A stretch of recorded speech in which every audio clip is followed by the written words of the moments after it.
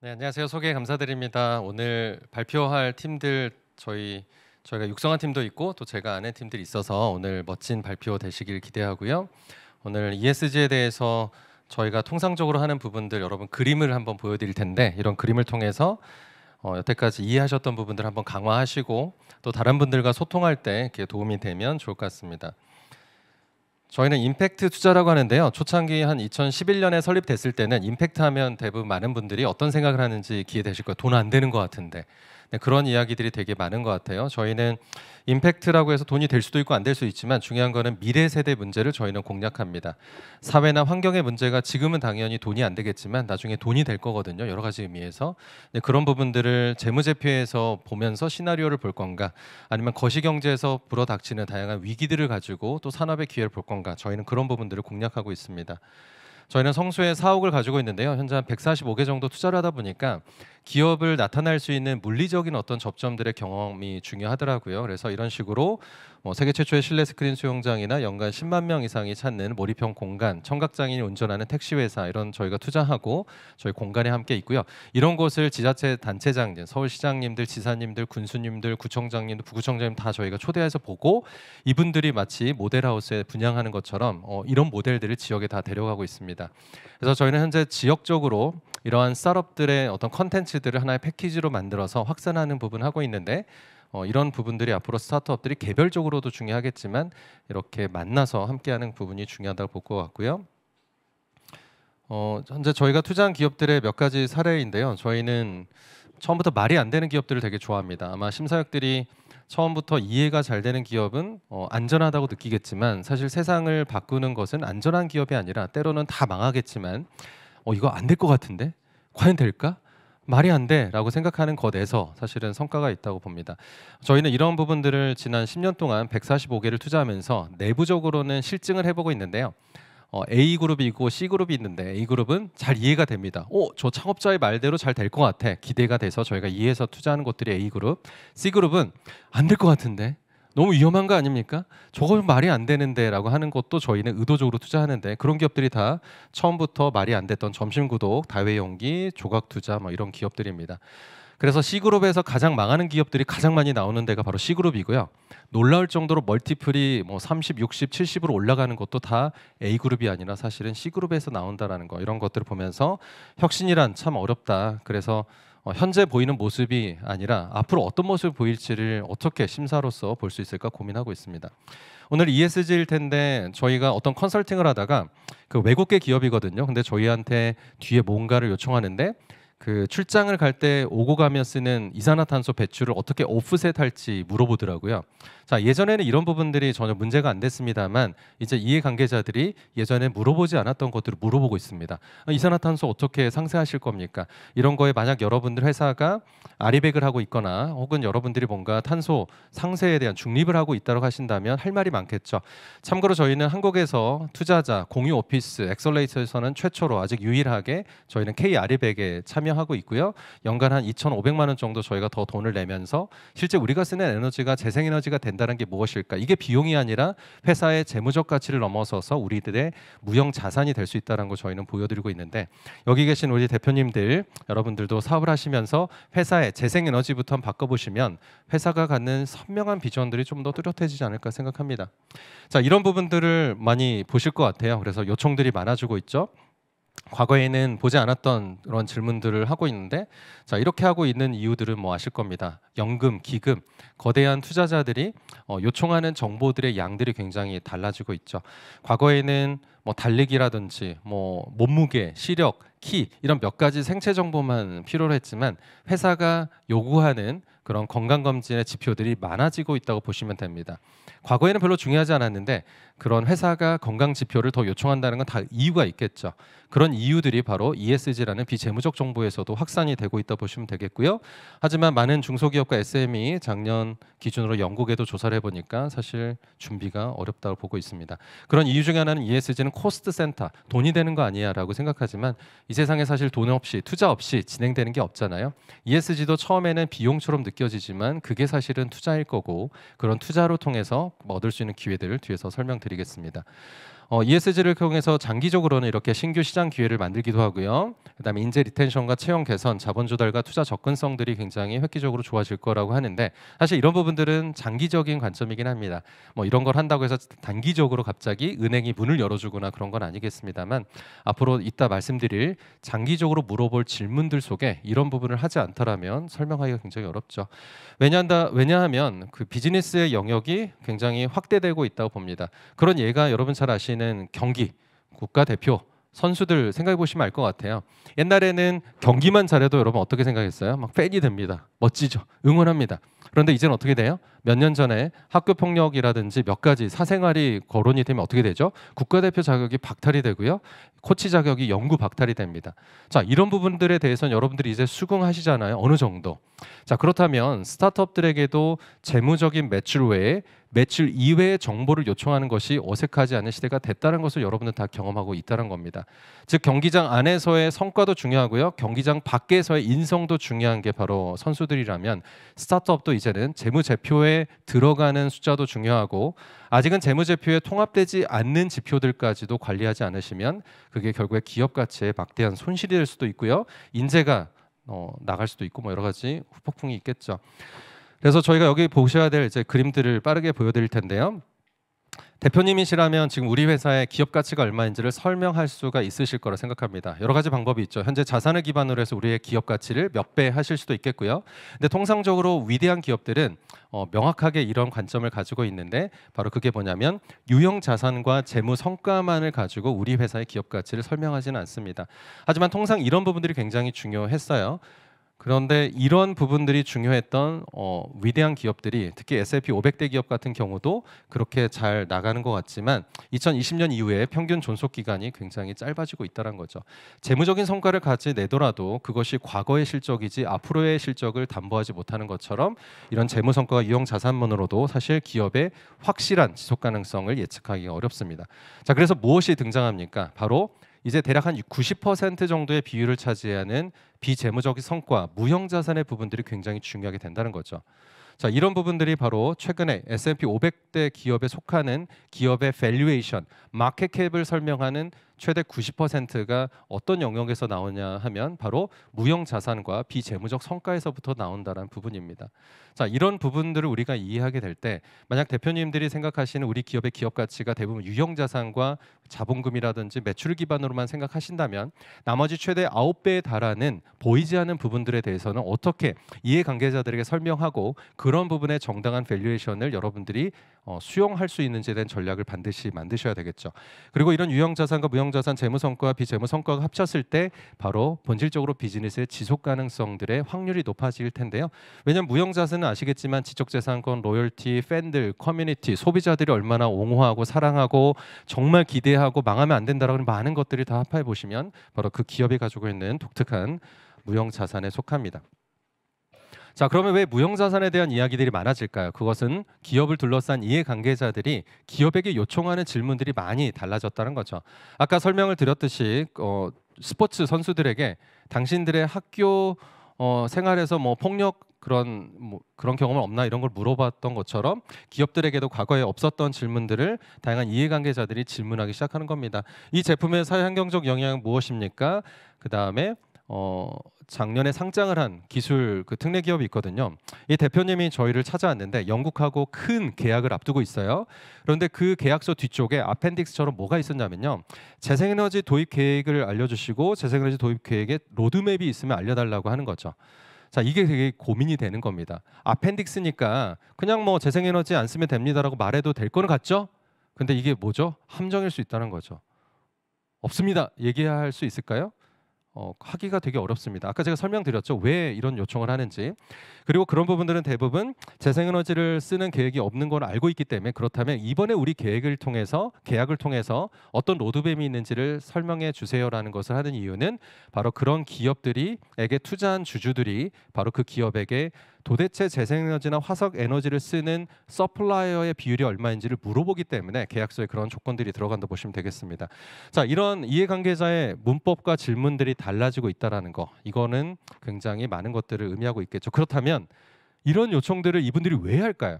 사실 여기까지 생각을 하셔야지만이 ESG는 제대로 분석이 될 건데 아마 이런 얘기를 하시는 분들이 ESG 쪽에서 많이 없으시니까 한번 고민해 보시면 좋겠습니다. 이해관계자가 갑자기 선해졌나요? 이해관계자가 갑자기 재생에너지를 왜 물어보나요? 그거는 이해관계자를 압박하는 요인들이 굉장히 많아졌다는 거죠. 보시면 인구 감소, 인종차별, 지역 분쟁, 인권, 해양오염, 생물 다양성 위기 같은 것들이 무엇인지 아시죠? 우리들의 삶과 우리들의 비즈니스와 우리들의 삶의 터전과 우리들의 삶의 질에 굉장히 지대한 영향을 미치고 있기 때문에 이러한 영향을 받는 이해관계자들이 우리가 거래를 할 때, 우리가 뭔가 투자를 할 때, 우리가 내가 일하는 직장일 때, 내가 뭔가를 방문하는 곳일 때 이런 부분들을 요청하기 시작했다는 부분입니다.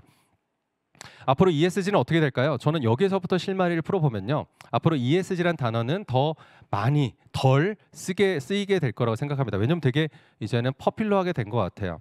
ESG란 단어가 처음에 생소할 때는 많은 사람들이 얘기하지만 최근에는 그런 빈도수가 줄어들고 있거든요. 보편화가 되고 있다는 증거입니다. 그리고 그게 더 장기적으로 갈 수 있는 이유는 뭘까요? 이런 요소들이 어떻게 될 것 같아요? 절대적으로 감소될 확률이 없습니다. 인구 감소, 생물 다양성 가면 갈수록 악화가 될 확률이 많겠죠. 그렇게 되면 이해관계자들의 반응도 더 사실 뜨거워질 수밖에 없다고 생각합니다. 자, 그래서 ESG는 첫 번째는 기본으로 동종 산업계가 가지고 있는 표준 그리고 그 동종 산업계가 지켜가고자 하는 어느 정도의 룰이 있잖아요. 그 룰이 바뀌고 있는데 그럼 그런 부분들을 우리도 최소한 이탈하지 않도록 전략을 짜시는 게 굉장히 중요하겠죠. 그래서 경기장 안과 경기장 밖에서의 스포츠 선수로서의 모든 걸 관리해야 되는 것처럼 이제 여러분들은 다양한 이해관계자들이 요청하는 리스크는 무엇인가, 네거티브는 무엇인가를 파악하시고 최소한 산업계 표준에서 이탈하지 않도록 하시는 분이 중요합니다. 그런데 사실 이런 부분 하게 되면 ESG는 굉장히 반쪽의 성과가 되겠죠.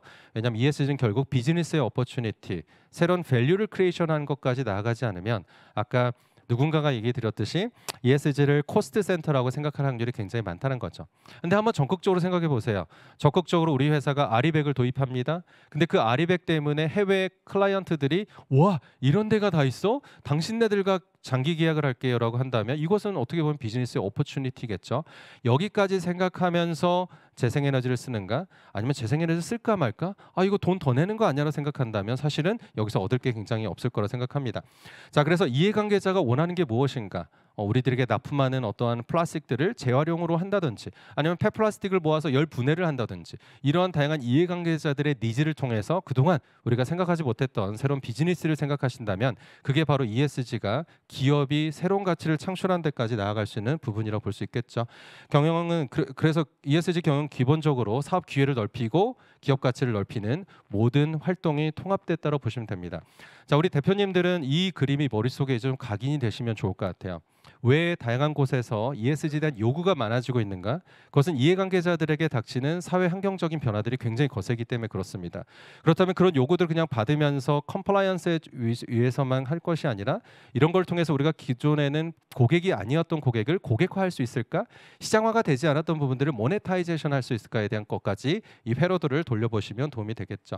자, 이것을 경영학에서는 쉽게 말씀드리면 블루오션이죠. 블루오션은 기본적으로 현재 비시장과 비고객을 찾아가라고 하는데요. 이게 사실 ESG랑 굉장히 와닿아 있습니다. 그리고 그런 부분들은 과거에 대기업이 여기 있죠. 그동안 거대한 곳에서 원양 어선처럼 뭔가 참치를 잡았다가 이제는 원양에서 뭔가를 얻을 수 있는 게 많이 없어지고 있기 때문에 연안으로 옵니다. 근데 아시겠지만 원양 어선은 연안에서 활동하기가 되게 어렵잖아요. 그렇다면 이미 그곳 새로운 사회나 환경이란 곳에서 뭔가 사회적 환경적인 부분에서부터도 뭔가 혁신을 하는 곳들을 찾아 나서고 있는데 그게 바로 블루오션이겠죠. 자, 이런 것을 통해서 기업은 과거의 사회나 환경이 우리들에게 그닥 관계가 없는 핵심 영역이 아니었던 것들을 이제 어떻게 생각할까요? 우리의 새로운 시장이자 우리의 이해관계자의 영역이라고 생각할 확률이 많겠죠. 이렇게 일반적인 대기업들이 생각하면 할수록 뭐가 보일까요? 바로 여기에서 활동하고 있는 스타트업들이 눈에 보이게 됩니다. 소셜과 인바이러먼털 영역. 그래서 과거에는 상관이 없었던 기업과 벤처들의 연합과 또 오픈 이노베이션이 굉장히 늘어나고 있는데 그 부분을 또 빠르게 설명드리겠습니다. 자, 이 방향에 굉장히 크게 영향을 주는 것들이 하나가 바로 CVC의 굉장히 전면적인 등장이죠. 아시겠지만 벤처 펀드, 벤처 캐피탈의 영역은 재무적 투자자가 한국은 크게 지배했던 시장입니다만 CVC라고 하는 코퍼레 벤처 캐피탈의 영향이 정말 커지고 있습니다. 전 세계적으로는 20% 이상의 급증했고요. 그리고 베인앤컴퍼니의 자료에 따르면 CVC라는 것은 기본적으로 마켓 센싱을 하는 겁니다. 환경이나 사회란 영역에서 우리가 비즈니스의 오퍼튜니티를 만들 수 있는 그 마켓의 기회는 무엇일까를 센싱하기 위한 목적이 사실 CVC가 투자하는 굉장히 높은 전략이란 거죠. 최근에 스타트업 얼라이언스의 자료에 따르면요. 작년만 하더라도 CVC 투자 한국이 불어 4.5조 원이 CVC의 투자가 진행이 됐습니다.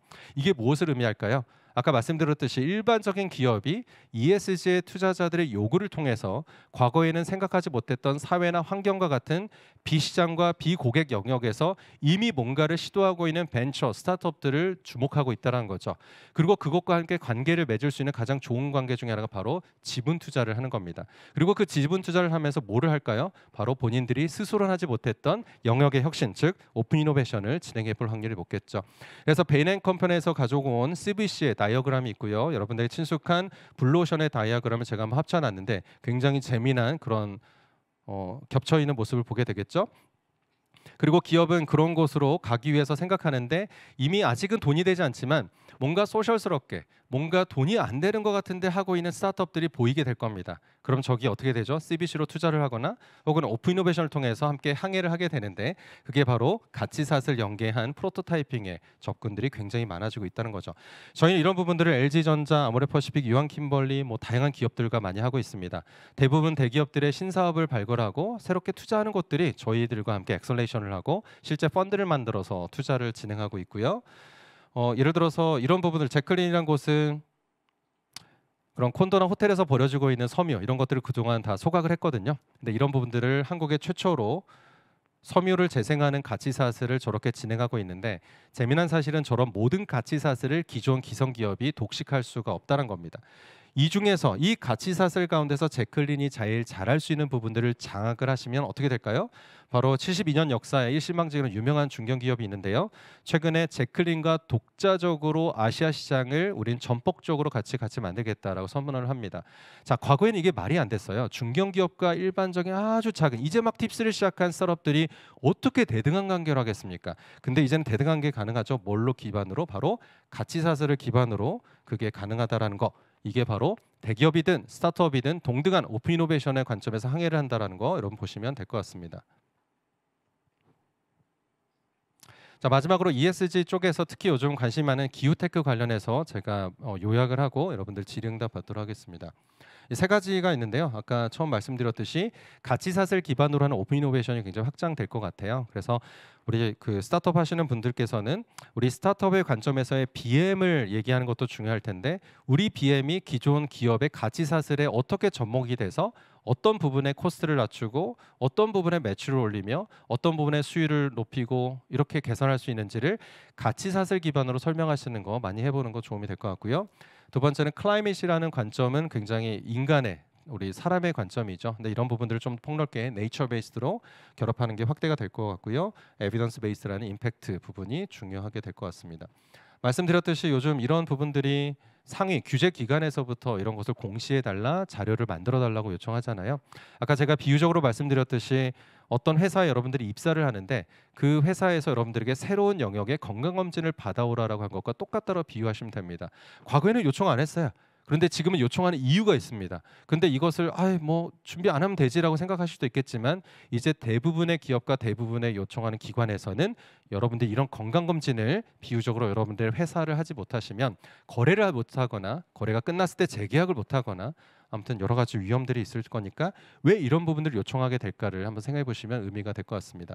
아까 말씀드렸죠. 순환 가치사슬 이제 저희가 다 투자한 기업들인데요. 순환 가치사슬 가운데 우리가 잘할 수 있는 것들만 강조하게 되면 사실은 그 대기업들이나 이런 것들은 잘 이해를 못합니다. 그런데 우리가 가진 그 모델이 당신네들의 가치사슬에서 함부로 하지 못하는 것과 결합이 됐을 때 어떤 가치가 있는지를 설명하시면 굉장히 다른 이야기가 되는 거죠. 그래서 폐플라스틱의 문제는 대부분 물리적 재활용으로 가고 있지만 화학적 재활용이 더 많아지고 있거든요. 그런 문제를 해결하는 것 중에 하나가 열분해인데 열분해를 통해서 하는 이런 에코인 에너지는 이렇게 복잡한 열분의 에너지의 가치사슬 가운데 우리가 제일 잘할 수 있는 걸 들고 나왔죠. 이런 걸 들고 나오는 순간 다양한 대기업들이 자기들이 이미 하고 있는 밸류 체인 외에도 이 에코인 에너지만이 함께 할 수 있는 밸류 체인을 만들면서 다양한 투자를 진행하고 있는데 요즘 이쪽 영역에서 굉장히 빠르게 성장하고 있는 곳입니다. 자, 이런 쪽 뭐 네이처 베이스 솔루션도 마찬가지고 클라이메텍 제가 시간상 뭐 빠르게 진행해서 끝낼까요? 네. 네, 클라이메테크에서 네이처 베이스 솔루션으로 가고 있는데요. 뭐 아시겠지만 기본적으로 기술을 기반으로 기후 위기를 완화하거나 적응하는 것도 중요하지만 기후라는 부분들을 회복할 수 있다는 것은 기술이 가지지 못한 이미 우리의 자연, 우리의 생태계에 가진 막대한 역량을 어떻게 복원하고 회복할지가 사실 더 중요합니다. 즉 기술이 접목이 됐을 때 우리의 생태계나 토양이나 물이나 기후가 어떻게 다시금 회복돼서 그 회복 탄력성을 통해서 기후에 대해서 우리가 위기를 적응하거나 완화할 수 있는지가 보게 될 텐데요. 여러분들이 가지고 계신 기술들이 어떻게 네이처와 연결이 돼서 증폭이 되고 강화할 수 있는지를 설명해 주신다면 여러분들은 굉장히 핫한 비즈니스 모델을 가지고 있겠죠. 인베랩도 연구소에서 창업한 기업인데 저희가 초창기에 투자를 진행했습니다. 딱 보면 비즈니스 모델이 없어요. 지금 당장의 매출을 만들 게 딱 없습니다. 그런데 저희가 보는 거는 당장의 매출이 아니라 이런 어떤 특정한 골목에서 명확하게 자기의 영역을 장악하게 되면 이런 네이처 기반으로 접근하고자 할 수밖에 없는 많은 대기업들이 결국 그 길목을 지날 수밖에 없는 영역들이 있거든요. 그래서 이런 부분으로 저희는 기후테크에 대한 부분을 네이처 베이스로 확장해 보고 있습니다. 자, 앞으로 이런 부분들 요청을 많이 받게 되겠죠. 저희 말씀드렸듯이 저희 고객도 저희의 이동할 때 나오는 이산화탄소를 어떻게 상쇄할지를 물어보는 것처럼 이제 그런 고객들 투자자를 여러분들이 만날 수도 있습니다. 그럴 때 여러분들은 어떤 시나리오가 가지고 계시는지 한번 생각해 볼 수 있겠고요. 전반적으로 이산화탄소 배출에 있어 스콥 3라는 영역이 있는데요. 스콥 3가 여기 있는 우리가 구매한 상품, 서비스, 자본차 뭐 이런 것들이 다 있고 이런 부분들이 대부분의 사실 산업 영역에 막대한 영역을 차지하고 있습니다. 자, 이 부분들이 우리 회사의 비즈니스 모델과 무슨 상관이 있을까가 이제 여러분들이 굉장히 흥미로운 질문이 되면 좋을 것 같고요. 이제 연말 연시니까 차분하게 관련된 것들을 찾아보시면서 누군가가 질문했을 때 도대체 이게 우리 회사의 밸류에이션과 무슨 관계가 있는지를 그래도 설명할 수 있는 거 한번 준비해 보시면 여러분들 큰 도움이 되겠습니다. 감사합니다. 네, 대표님. 강연 잘 들었습니다. 급변하는 환경 속에서 ESG 도입이 얼마나 중요한지 배울 수 있던 기회였던 것 같습니다. 그럼 간단하게 질의응답 시간 가져볼 텐데요. 온라인 참석자분들은 채팅창에 질문을 남겨주시고 현장에 계신 분들은 손을 들어서 질문해 주시면 마이크 전달드리도록 하겠습니다. 질문이 많을 경우에는 행사 특성상 현장 위주로 진행될 수 있는 점 미리 양해 부탁드립니다. 감사합니다. 질문 있으신 분은 손을 들어주시면 마이크 전달드리겠습니다.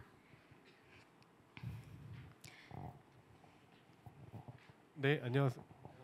이종채로 합니다. 지금 우리는 알리백이라든지 재생에너지 관련해서 우리 스타트업들도 여러 가지 준비를 해야 될 것 같은데요. 우리나라 여건상 이런 어떤 재생에너지라든지 친환경에 대한 에너지의 대응이 어려운 상황인데 뭐 태양광도 있고 수력도 있고 풍력도 있는데 우리 스타트업의 알리백 재생에너지에 대한 부분들에 대한 혹시 대안이라든지 생각은 어떻게 가지고 계시는지요? 그 부분이 이제 아마 저 뒤에서 우리 함일한 대표님이 이야기를 더 권위 있게 할 수 있지 않을까 생각을 하고요. 기본적으로 벤처 캐피탈에서 저희가 경험한 거는 재생에너지라는 단어가 들어가면 사실 많이 보수적으로 보는 영역이긴 합니다. 왜냐하면 장기적으로 가야 되는데 그 정책에 따라서도 왔다 갔다 하는 게 좀 있잖아요. 그래서 그런 부분으로 볼 수밖에 없다는 게 좀 아쉽지만 CBC가 들어오게 되면서 판도가 바뀌어가고 있는 게 확실히 느껴지거든요. 왜냐하면 EU라든지 뭐 탄소 국경 조정세라든지 이런 직격탄을 맞고 있는 포스코라든지 그다음에 앞으로 유기화합물이나 플라스틱도 탄소세라고 불리는 이런 것에 적용이 될까 말까 지금 논의하고 있는데 그런 거가 된다라고 한다면 지금 이런 부분들은 한국의 분위기와 전혀 상관이 없거든요. 그냥 우리가 수출을 할 거면 그 문법을 따라야 되니까 그래서 한국에 대한 정책의 흐름을 중장기 단기적으로 영향을 받지 말고 전 세계적인 흐름이 최소한 어디까지 가고 있는지를 보셔야지만이 그게 스타트업하는 분들에게 기업하는 분들에게도 정확한 의사결정 될 수 있고 또 투자하는 심사역들도 지금 당장의 분위기가 아니라 진짜 좋은 기회를 찾을 수 있을 거라 생각하고요. 제가 못다한 더 좋은 이야기들 우리 한밀한 대표님께 제가 잠깐 대화했는데 대표님이 하고 싶은 말이 정말 풍성하시더라고요. 그래서 한번 더 질문해 주시면 좋을 것 같습니다. 추가적으로 질문 있으신 분들은 손을 들어주시면 감사하겠습니다. 저도 질문을 하나 드려봐도 될까요, 대표님? MI 소셜 컴퍼니에서 투자하고 있는 ESG 분야 미래 유망 스타트업들을 저희가 간단히 살펴보았는데요. 혹시 해당 분야 투자 유치를 하실 때 가장 중요하게 생각하시는 요소가 있으실까요? 네, 저희가 임팩트랑 ESG를 반영한다라는 부분들은 이 부분을 제가 좀 설명을 드릴게요. 그 비즈니스 모델이 어떻게 산업의 혁신에 기여할 수 있는지에 대한 질문을 저희는 중요하게 생각합니다. 물론 하나의 스타트업이 IPO를 하는 것도 되게 중요하겠지만 기본적으로 그런 스타트업이 가지고 있는 솔루션이 기존의 기성 기업이 해결하지 못한 여러 가지 이유가 있을 것 같아요. 그런 부분들을 문제를 새롭게 정의하거나 혹은 우리가 이미 가지고 있는 좌초 자산 때문에 썬크 코스트가 있을까봐 함부로 하지 못하는 영역을 스타트업들이 먼저 해결하거나 그런 부분들이 있는지 되게 중요합니다. 그래서 기본적으로 저희가 투자한 밑에 몇 가지 사례를 가져왔는데요.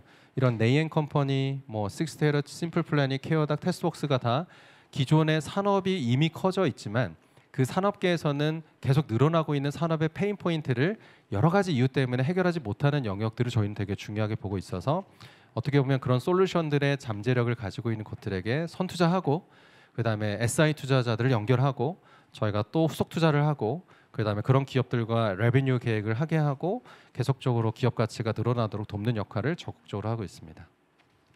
네, 좋은 답변 너무 감사드립니다. 혹시 추가 질문 있으신 분 계십니까? 그럼 시간 관계상 질의응답은 이걸로 마무리하도록 하겠습니다. 좋은 강의 들려주신 김정태 대표님께 다시 한번 큰 박수 부탁드립니다.